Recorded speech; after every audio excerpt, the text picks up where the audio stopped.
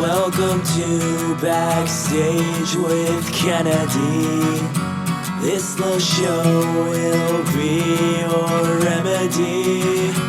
From Toronto, spanning across the sea. Cool people, lots of laughs. This is your favorite podcast. Hello and welcome. It's Kennedy from the Backstage with Kennedy podcast. I got a really good friend on the podcast today. So his name's Frankie, and he's from K-Man in the 45's, all the way out in Montreal. If you watched the early episodes, you met KMan. So Frankie is in the band. He plays the bass, and he is a dope dude. Pretty much the first time we hung out, it was like meeting my brother from Montreal. So it was really awesome to get him on the podcast. So how you doing, Frankie? What's up, bro? I'm good, man. Thank you for having me. How are you? I'm doing good, man. I'm doing good. Man. Anytime you want to come on the podcast, you boys have always an open invite. Thanks so much, dude. Much appreciated. Yeah. So how are you dealing with COVID? I mean, I know Montreal's numbers are up comparative to out here in Toronto, and that's not good. How are you handling it? I mean, it's pretty scary, and it's been scary since the beginning. And Montreal was like basically a hotspot right away, and Toronto was for a while, I think. But I haven't keep following much of the situation. I mean, I'm really busy with work. I never stopped working. Good for me. I mean, working on my day job. But yeah, I mean, most of it is. I mean, now I feel it more than ever because I'm really missing shows. I mean, we usually go on tour all the time. So yeah, I'm missing a big part of my life right now. That is usually taking a lot of my time. So now I feel like I'm just going to work and going back home. Yeah. So it's kind of depressing a little bit, but I mean, I see the light at the end of the tunnel, if you like. I keep hope, and everything seems to get better, but not at the same time. I mean, the cases are up again, like you were saying, in Montreal especially. But so far, we're not gonna be back in quarantine, I guess. I hope so. I hope not. Yeah. So I'm excited to go back and work on my music with the boys. We're about to start working, so I'm stoked for that. That's for sure. Yeah. You're out in the suburbs a little bit, right? Like you're not right down in the city, are you? No, I'm in the city. I'm just near the Olympic Stadium. Oh wow. Yeah. Okay, beautiful. Yeah. Beautiful spot.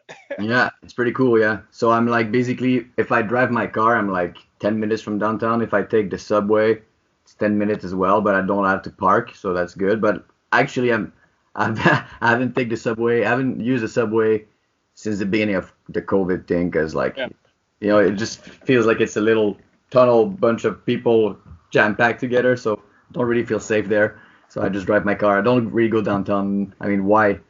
All the bars were closed for so long. There's no live music. What's the point? I just stay home. So like you guys were road warriors, man. Like I felt like you were always doing shows in different cities, small towns, and it was like a lot of bands are like, I'm only gonna do like Montreal, I'm gonna do Ottawa, I'm gonna do Toronto, and West, like the bigger cities. You guys do some crazy little town shows, man.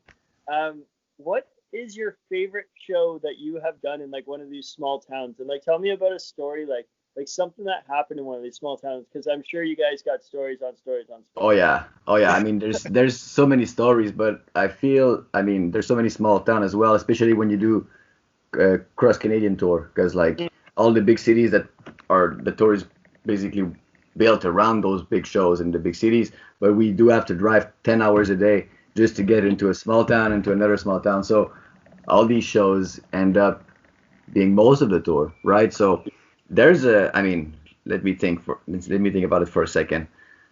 I mean, it's mostly the people we meet that makes the night amazing, but like one story, that's gonna be hard to pick.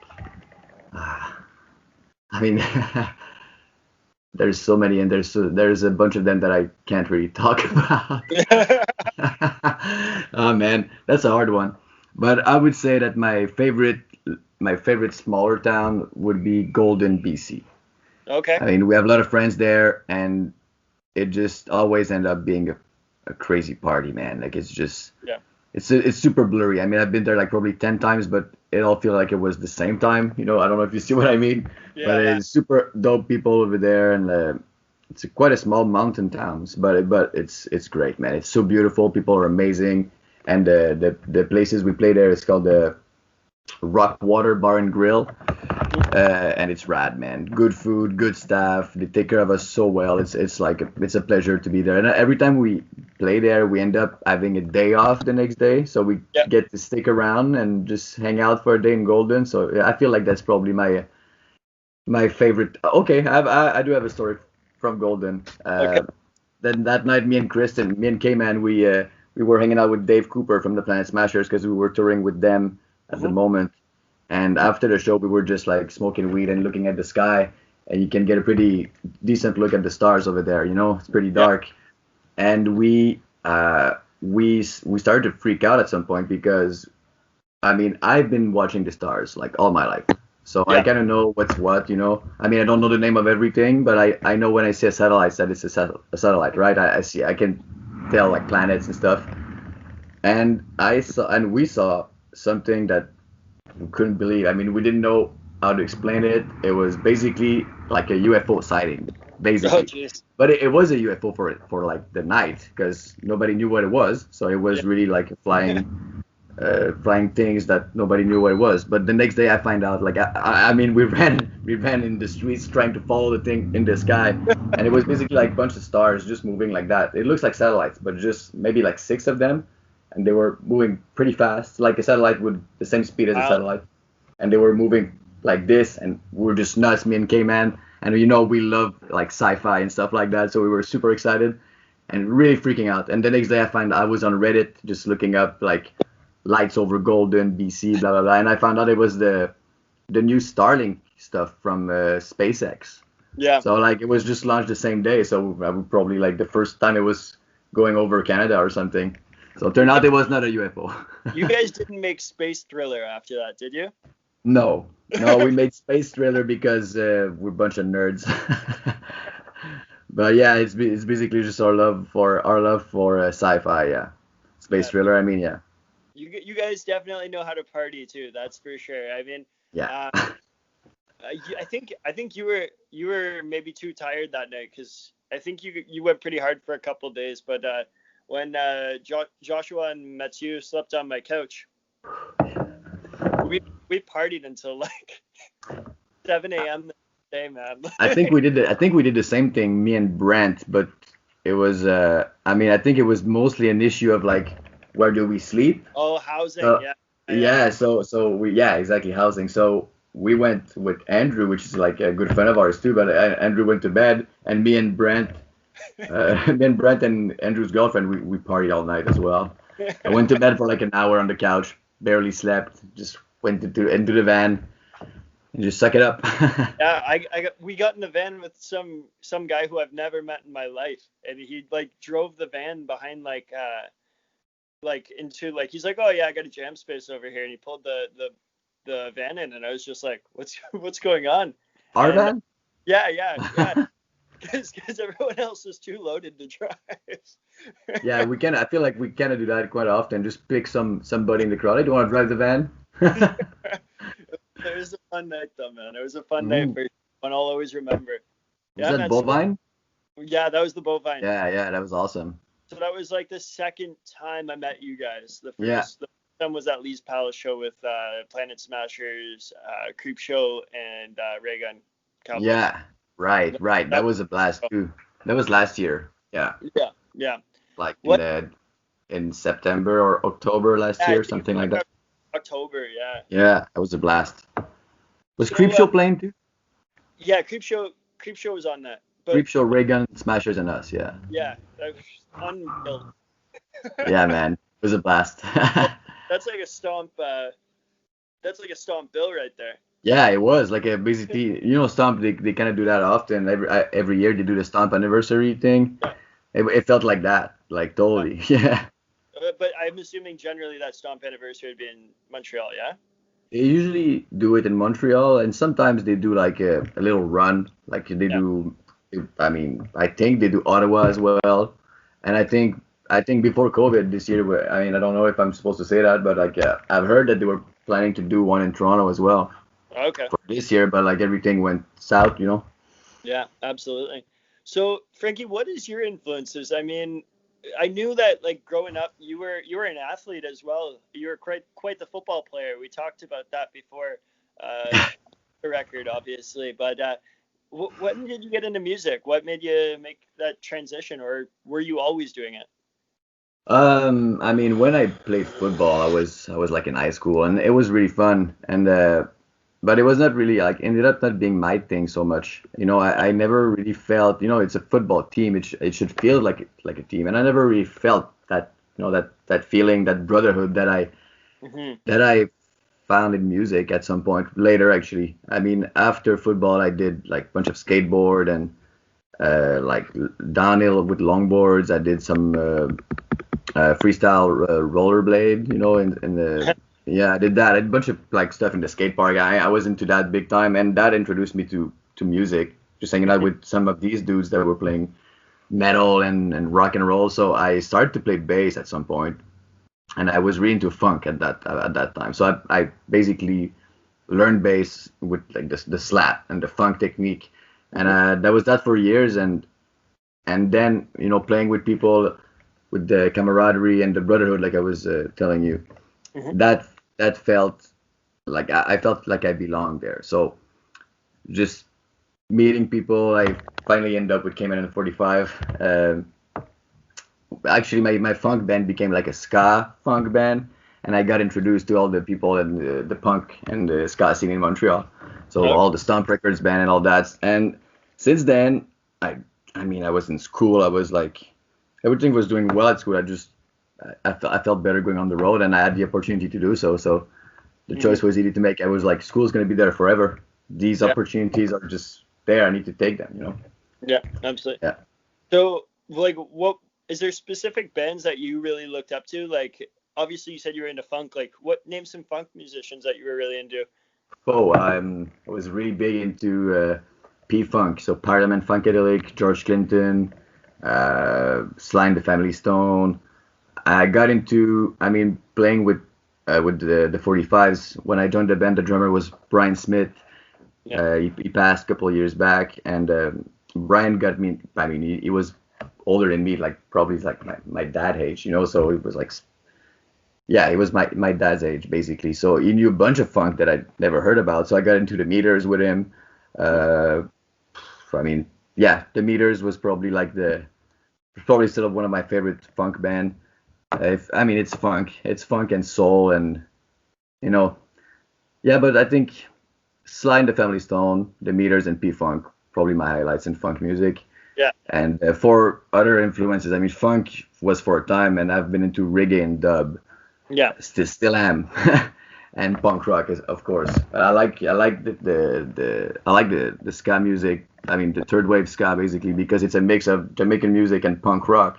Hmm. So I get to play some reggae bass line with Yeah. the like high energy punk rock. So perfect mix, you know. But I find with Scott and specifically K-Man and the 45's, um, man, such good vibes. Like if I'm like needing music to like really like up mood, like lift my mood, Hmm. you guys are like the first ones I listen to because it's like instantly, man, instantly. If the weather's beautiful, K-Man and the 45's because it's a vibe. It's a vibe like no other for sure. And that's something we're actually, I mean, going for. We never really, I mean, we did with the last album. We went a little more political, if you like, not so much, but we had more of a message on the last record. But before that, our idea of our band was basically to uh, give people a break. You know, you Yeah. go out on a Friday night, you don't want to fucking think about work and all the craziness going on. So like, we were basically always aiming to like bring a party somewhere. Yeah. So when we did the recording, I mean that followed, right? Because like I mean I feel like the live aspect of our band. I mean, in my opinion, I mean I like the recording we did. I think they sound good and I love the songs, but I feel like it's nothing compared when you get to the show and like you're here with us. Like I mean, for me, it feels so much better. But I understand what you're saying though. Like it's made for to make your day easier. You know? Oh yeah. Yeah. Oh yeah. I highly recommend to anybody listening to go see KMan and the 45's when they come to your town or your city, because yeah, it's those shows are so much fun, man. Like you guys are dancing in the crowd. You get the crowd involvement, singing like hooks and stuff like that. It's just all around a good time. Like so not many bands have really made that impression on me due to their stage presence and their music. So that's pretty cool. Thanks, man. No problem, brother. So how K-Man's obviously been doing this for quite a while now. And I mean, not to say you haven't either, but how much of a mentor has he played in like your growth as a musician on like with the touring and all that stuff? Oh, he definitely was. Still is. I mean, now he feels more like a brother to me, but Yeah. at some point, and he knows that. When I met him, it was him and Brian, and back then there was Patrick Taylor from the Plant Smashers, the trombone player. So that was the band back then, and yeah, I was like 18 when I joined the band, and I was in a sketchy situation back then. I was living with a girl. I was like at school, and like it was not. I mean, I don't want to get into details so much, but it was basically a shitty relationship that I was really not happy. But I kind of didn't know. I didn't know that I wasn't happy in that, and I don't know. It was not really healthy, you know. Yeah. And so K-Man, you know what he does for work. He works with young folks that lives in the street, so he kind of know how to deal with people when they don't feel so good. And so he kind of got me out of that. And I mean, he didn't do much. He was just there when I felt like I had no answers or I didn't know what to do, and I was like gonna drop the band. I just joined the band. I joined the 45's, and I was a fan of K-Man and the 45's before I joined. And I was gonna go on tour, and after that I was gonna bail and be like, no, I'm not going. And Chris was like, dude, you're just coming with us. And I did. And after that, my life changed. Like I dropped my girl from the time. I didn't go back to school, and I just kept touring with him. So, I mean, for that aspect, K-Man was like a mentor, like you say. Brian, our drummer, was also a big mentor for me because of the relationship with drum and bass, especially like in reggae music. And I feel like there's a connection in most genre, but in reggae music, the drum and bass they need to lock. They need to work together. I mean, you can say that about basically every style, I guess. But yeah, Brian really helped me with a lot of stuff. 100%. Like he taught me like how to know, you know, basically. He was like, Frankie, show up with all your ideas. Bring it out. Bring everything on the table, and then we're gonna make it breathe. So we're gonna remove stuff, you know. So you can get that groove and that space between the notes and all that. So that I got from B. Yeah. So these guys really were mentors, and I feel like Chris is more like a brother to me now because we've been working together for like 10 years. So No, exactly. and back then he did some touring, but not as much as we did together. I think. So I mean, you have a really diverse like appreciation for music too. I feel like I mean, when I was talking to you when we first met, you were like so down to just send me a bass line so I could put it into a song. Like it was really man. Cool. That's hip hop. So like you do have that appreciation for everything, it seems.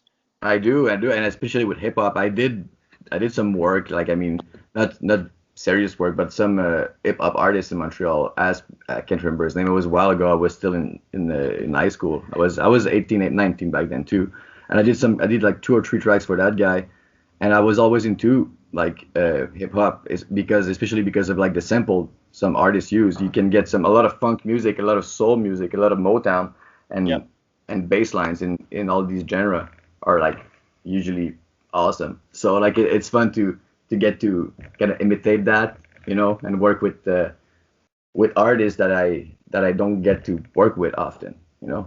I love hearing that little like sample when you hear something and you're like, Yeah. I know what that's from, and that's beautiful. You know what I Yeah. mean? And it's like something from a completely different genre. Yeah. I love that, man. Like the I, Beastie Boys, for instance, you know, like if you listen to Paul's Boutique from the Beastie Boys, like yeah, it's crazy. I mean, how many different like sample are they? Like, I mean, I'm sure if you, I think Chuck Cole from the Creep Show posted something about that this week, and I watched most of it. I was like, like in one song, there's probably like 10 different funk, bass line, and drum fill and stuff like that. It's crazy. So like, and that's just the Beastie Boys that one album. So like in the no. all genre, there's so much of it. It's great. Yeah. So what's new with K-Man and the 45s? Obviously, because of COVID, it created a situation where it's tough to get together and stuff like that. Is there going to be music upcoming? Are you guys about to hit the studio? What's going on? I mean, before all that COVID stuff, we were supposed to work on the new album this summer. So we did, but kind of in our separate ways because we Hmm. couldn't jam together for a while. And so now we're back into it. We just got a new jam space. So I'm stoked for that. I'm gonna go set it up with Chris and Josh actually Sunday. Hmm. And from from Sunday we're gonna have to work really hard because we're late on schedule. So yes, there's gonna be some music coming up. I think we're gonna do a single. Yeah. Hopefully before Christmas we're gonna have that. And we already, I mean, like I told you, we were working kind of our separate ways for a while. So I think Chris got a bunch of songs. We did work on a couple of them already, but there's an album coming soon. I hope next year. Yeah. Beautiful. Well, I'm Yeah. truly looking forward to it, man. Yeah. So basically, I'm gonna wrap this interview up, brother. Frankie, I appreciate you, man. I appreciate you for coming on the podcast. I Same appreciate here, you man. in general. Thanks, dude. When this world opens up, I mean, I've already talked to K-Man about it. I'm coming out that way, and we're having a couple nights. All right. That sounds awesome, man. What? I fucking can't wait.